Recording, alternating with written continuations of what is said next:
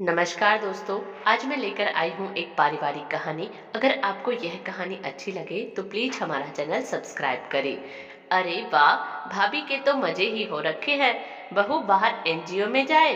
अरे पहले खुद की सास की सेवा तो कर ले और सास उसके बच्चे को संभाले। रेनू ने कमरे में घुसते हुए तंज कसा। दामिनी जी अपने पोते को संभाल रही थी।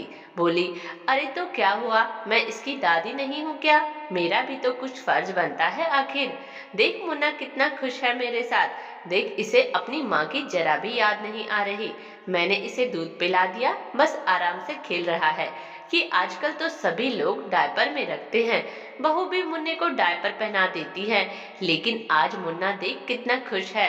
अरे पजामे बदलने में जोर आता है क्या पता नहीं। मैंने सारी धो भी दी, मुन्ने को रैश ना हो।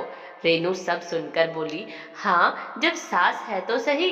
अच्छा है, भैया के पैसे भी बच रहे हैं और भाभी की मेहनत सब सास ही कर लेती है तो बहू क्यों करे? दामिनी जी बोली, तो क्या हुआ, मैं कर लूंगी, आखिर मेरे बेटे का बेटा है। बोलते हैं ना, ब्याज से ज्यादा मूल प्यारा लगता है। उसी तरह मुन्ना तो मुझे बेटे बहू से भी ज्यादा प्यारा लगता है। अब रेनू को सहन नहीं हुआ, कहने लगी, माँ आप देखना एक दिन पछताओगी। अपनी बहू को बहुत छूट दे रखी है, इतना सर पे बिठाना भी सही नहीं रहता, आखिर बहू है। दामिनी जी ने बीच में ही बात काटते हुए कहा, रेनू तुझे तो अपनी भाभी की खुशी सहन नहीं होती। बेटा तू भी तो किट्टी पार्टी में जाती है और हमेशा से ही जाती है। बहू तो आज पहली बार घर से निकली है और ना कभी बाहर घूमने गई। आज मैंने ही उसे भेजा है।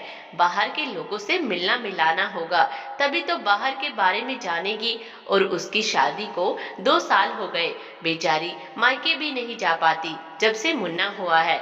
और अब एनजीओ जाने लगी है। सेवा करना अच्छा काम है। रीनू कहने लगी, भला मैं क्यों चिढ़ूं भाभी से, जो मन करे वो करे।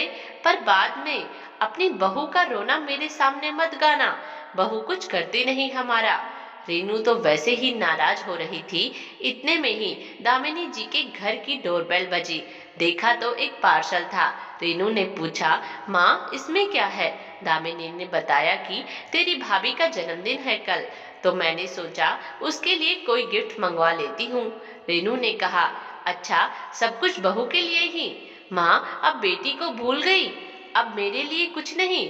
अरे तुझे तेरे जन्मदिन पर दिया था और तू तो जब भी आती है देते ही है हमेशा। कभी तो बहू का भी नंबर आना चाहिए ना। दामिनी जी ने कहा। रेनू को अपनी माँ पर गुस्सा आ रहा था। बोली, ठीक है माँ मैं जा रही हूँ। अब आपको अपनी बहू ही अच्छी लगती है, मैं नहीं। दामिनी जी ने रेनू का हाथ पकड़ लिया और प्यार से समझाया, बेटा मेरे लिए तू सबसे ऊपर है, लेकिन बहू उसे भी तो प्यार मिलना चाहिए ना। तुझे तेरे ससुराल में प्यार मिलता है तो तू खुश है और तुझे देखकर मैं भी खुश। और अगर मैं बहू को खुशी ना दे सकूं और बहू हमारी इतनी सेवा करती है, जो हमारे लिए अपना घर भूल गई, क्या वो इतनी खुशी की हकदार नहीं? वो भी मेरे लिए बेटी की तरह ही है। और तू भी, अगर तेरी ननद तेरे लिए ऐसे ही बोले तो तुझे कैसा लगेगा बता?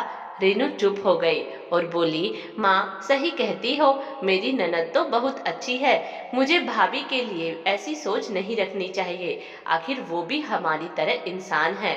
माफ कर दो माँ। और फिर रेनू और दामिनी जी दोनों ही मुन्ने को संभालने में लग गए।